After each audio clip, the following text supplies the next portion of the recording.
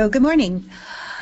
So I am here as chair of the board of directors of the Elk River Alliance, and I'd just like to acknowledge the excellent work put in by our executive director, Leanne Walker, and people like Ali and Ayla Bennett, our staff people, because without their incredible energy and enthusiasm and sometimes just sheer stubbornness, we would not have been able to cobble together what you're going to be hearing about today. So first of all, I'd like to just give you a bit of a glimpse into what the Elk River Alliance is all about, and there's our vision. Well-managed human activities resulting in healthy ecosystems and a robust economy. That was one of the reasons why I asked John about his socioeconomic indicators, because sustainability is about the whole package, right? And we, right from the get-go, realized that in the Elk Valley, where 80% of our economy is based on resource extraction, we have to acknowledge that and work with it. Our principles are, we are about uniting, not dividing. And that comes back to a point around John's talk too, which is we're identifying common values, bringing together diverse points of view, but really offering a safe place to talk about how much we treasure the Elk River and the watershed. We do not participate directly in decision making. Our role, we feel, is to stimulate conversations, but we also are very much in the influence business. So we show up a lot in a lot of different areas. I am actually a professional aquatic biologist, so I pop up in all kinds of unexpected places, and it's kind of handy because I also get an in with industry that way as well. And we are all very much about coordinating our voices. This is why I remember here. But I certainly agree with our previous questioner in terms of getting the coordination working on the funding side as well. It's crazy making. It really is. And there has to be some more rhyme and reason to that. So I'm going to focus as a case study on the Elk River flood strategy. It all started in 2013 when a huge flood roared through the Elk Valley. Severe effects in our communities and in tech properties. Practically washed Highway 3 right away in a couple of places. Got people's attention. So subsequent to that, there was a meeting among mayors and councillors and industry and community organizations. And at that meeting, everyone agreed that the next time we have a flood, we need to have our act together better, right? Then everyone went back home, and that meeting was in July, right after the flood, and nothing was really happening. So Leanne basically took the bull by the horns, and Leanne, if many of you know her, she gets the bit between her teeth. You better know that something's going to happen. And she and I started making the rounds, doing presentations to mayors and council, presentations to anyone who would listen to us about the fact that we need to step back and plan for flooding on a watershed basis. Because yes, each one of the communities has emergency preparedness, fine. Do you actually talk to each other about that? No. Do you work with developers directly in terms of where you might be wanting to plan your next development? Only reactive? So we decided, well, no one else is taking the lead, so we're going to take the lead. And the first thing, again, echoing what John was saying, though, is we had to make sure we had the right problem to solve. So we went out and did quite a bit of coffee clutching and presentations and had them identify to us what their key issues were, what their key questions were. A lot of it was around, we are really tired of spending gazillions of dollars after every flood repairing the same dikes. We are really tired of forever having the same old-fashioned engineering solutions fail, particularly now that it looks like we're going to have increased frequency and severity of flooding. So that was a big key question. So can we please step back and look at how to plan for flooding in a little more thoughtful way? So there's a common needs we heard from a lot of people. We had actually a rather poor understanding of the hydrology of the watershed at the local decision maker level. I mean, university hydrologists were all over this, but in terms of the mayors and councils and their planning staff, not so much. Some of the floodplain mapping is decades out of date, for example. And climate change, of course, and future effects of land use. In Fernie, because we're a destination and we have a lot of part-time residents and lots of development pressure and not a lot of room to build unless you want to go straight up, and that's common in the Kootenays, there's a lot of pressure on floodplain areas. Obviously, we need, as I said, to know more about flood management strategy and tactics. We need to share our knowledge, and we need to know where we're going from here. The balance of perspectives is listed on the right. So we did reach out to as many as we possibly could, from the local industry, local government, etc., as listed there. So, where do you start with money? You got to get it from somewhere to start with. This is the thing, as was raised earlier, with partnering. Wow, just getting through your toe in the door with that first critical pot of money was so important here. Now, we had the advantage that the memory of the flood was still fresh. All right, so we leveraged that shamelessly. And one of our first main seed funders was the Real Estate Foundation, because they really know, they really understand the increasing pressures on developers to meaningfully anticipate flooding issues. Tech, again, major player in the valley, major source of support stepping forward, and the Columbia Basin Trust. As we have in parentheses there, though, there has to be a good match between the proposal and the mandate of the funders and their interests. Now, again, Tech had a lot of interest suddenly because they had some fairly major infrastructure failures at their mines. They also were at the receiving end of some harsh questions from residents downstream. Real Estate Foundation, yes. And CBT did step forward, but again in staggered time periods. So meanwhile, we realized, okay, we already though have enough money that we need to start hiring experts. Who should they be? So we just happened to have some openings into the University of Lethbridge through Ryan McDonald. I'm sure many of you know him.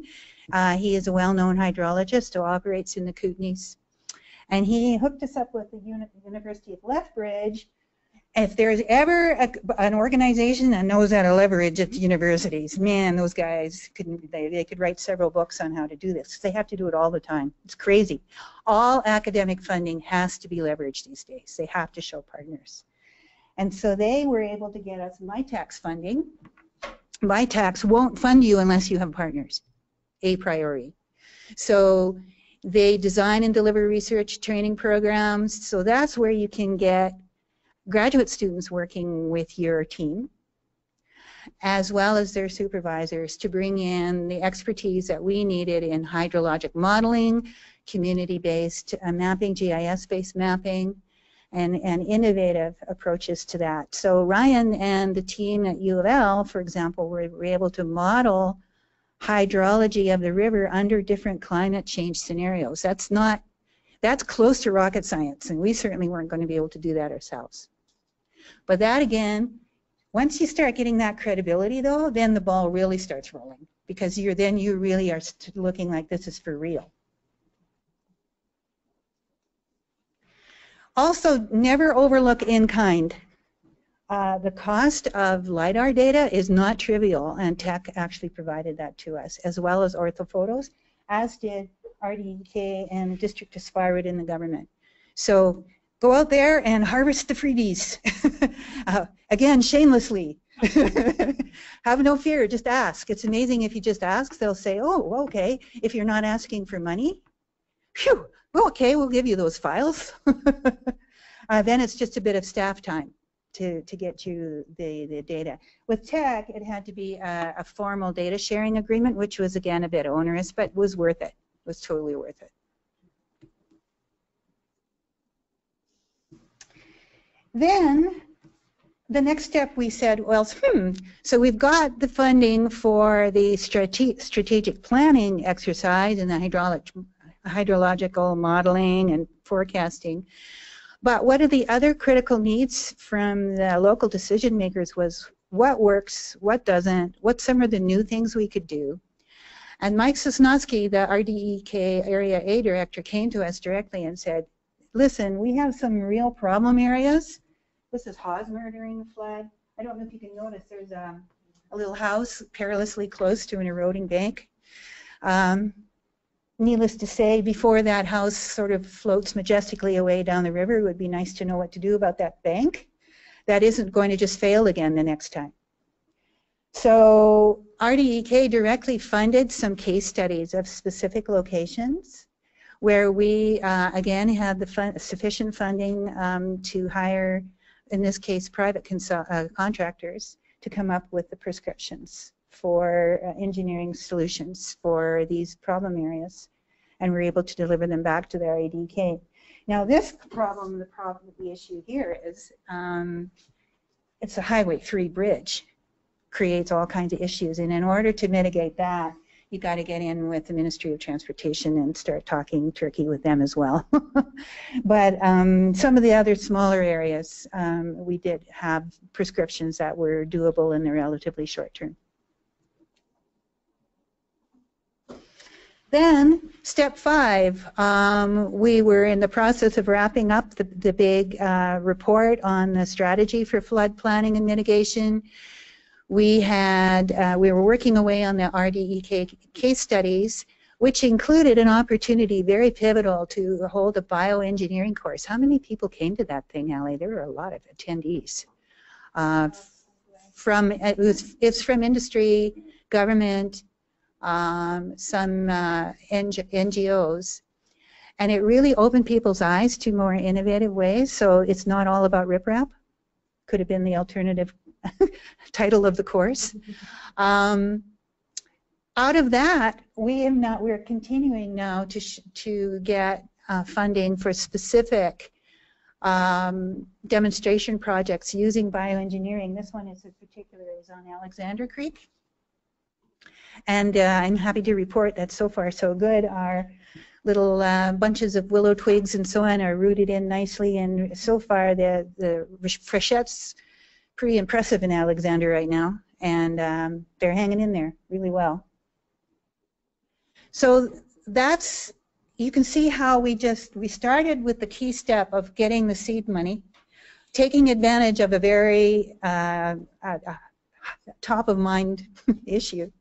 But then over the intervening years since the flood, we have just kept the ball rolling and kept looking for ways of leveraging off the leveraging, okay, and building on that original plan. So one of the things I'm sure you've all experienced is that we come up with these wonderful plans, and then we can't figure out how the dickens to implement them. And it comes back to getting our act together and coordinating with each other and collaborating with each other. And again, Mike Sosnowski was one of the first ones to say, we're not going to do it because we're already going down for the 3rd time. I mean, our inboxes are so full, it's crazy. I go to meetings 5 nights out of the week. I really don't think I have the attention span to get into all of your recommendations. So we formed a flood management committee with representatives from the local governments, provincial and federal governments, Canford, the Tunaha, through CRIFIC are now on our committee. And we also now finally have the Ministry of Transportation. And these are more, there are a couple of elected people, but they're more the planners and the engineers, the working level people, okay, who can report back to their decision makers on what actually needs to be done. So we then said, okay, we cannot keep you guys organized for free. We need funding to be your, quote, secretariat. So we administer, we coordinate, we communicate, and we have a little bit of funding for education and outreach. We don't have sufficient funding yet if Mike comes back to us and says, but I want some specific projects. My answer back is, Sue, show me the money, because the Secretariat can't suddenly start, you know, round 2 of getting the research projects together without a little bit of additional support. But that's where we are today, is we're at the implementation phase, and I am not underestimating the challenges of that. Just getting a meeting scheduled where everybody can attend, totally crazy making, and getting consistent attendees at the meetings. Getting people to pay enough attention to things that are really important, like the terms of reference of the committee, so that we know what we should be doing and what's within our purview and what is not, and have that cleared by their decision makers. Oy. We started last fall, and I still haven't got a formal vote on the terms of reference by the members, because I present to them, they go nod, nod, and they go back to their work, and it falls off their desk again. So I'm not underestimating the importance of having someone like us as your secretariat who can nag you and keep you coming to the meetings and preparing your agendas and making sure you know what the items are that need to be worked on. So as we're approaching this year's freshet, we're all hoping we don't get a rain system stalled over the Elk Valley again, like we did in 2013, because we have a good, healthy snowpack. And what triggered the big one in 2013 was that rain system on snow. And same thing in Calgary. I've noticed people for the first year since the flood are putting up barriers again around their houses, just in anticipation. You don't live through that and forget it easily, and people are nervous again. So this is a good time, though, for the Elk River Alliance to do the poking and say, hello, this is why we have the Flood Management Committee, and we need to continue working away on implementing. So in summary, start with your clear problem definition using really broad input. Identify your seed money sources, then leverage it like crazy, including, don't forget, the universities. It comes with their own challenges and frustrations, but it's worth it. And leverage them as you're going along, your methods and your results, to just keep building and getting the dominoes of follow-on projects. And we do that often through educational events as well. And then find ways to stay involved in the implementation, hence our secretariat idea. And thank you very much to Leanne and the team, and those are our coordinates at the bottom there. Thank you. So a couple questions for Stella. Jerry? So you alluded to the implementation strategy. Yes. And I think that we all sort of successfully bumped through the strategic approaches to planning and that sort of thing, but it's the implementation strategy that collapses. Yeah. Right?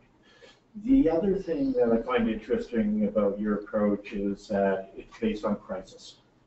Yes. So it's a flood management profile, and I'm sure and hope that you have somewhere hidden in there something that says habitat and something that says species too. Oh yes. So, I mean, which I think is a common reduction in our language as watershed stewards.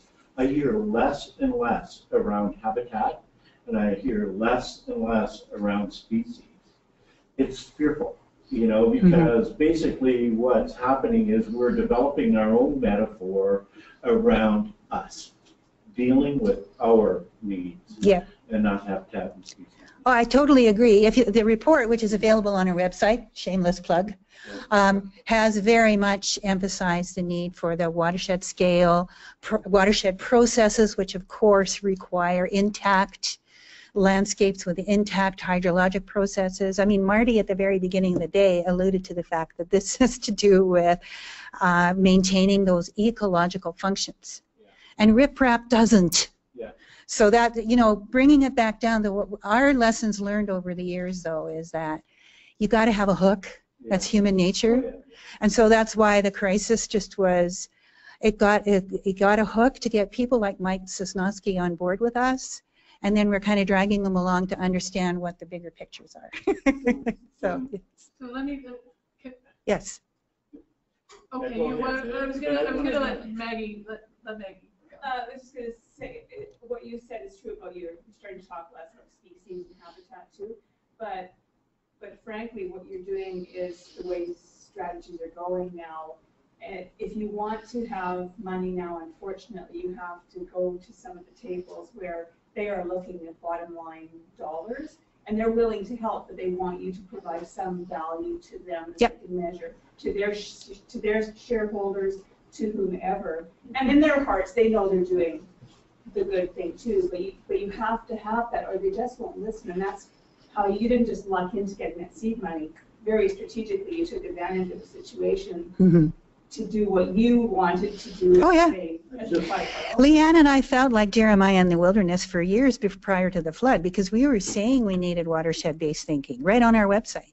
We were looking for decision-making at a watershed scale, and we're getting nowhere fast.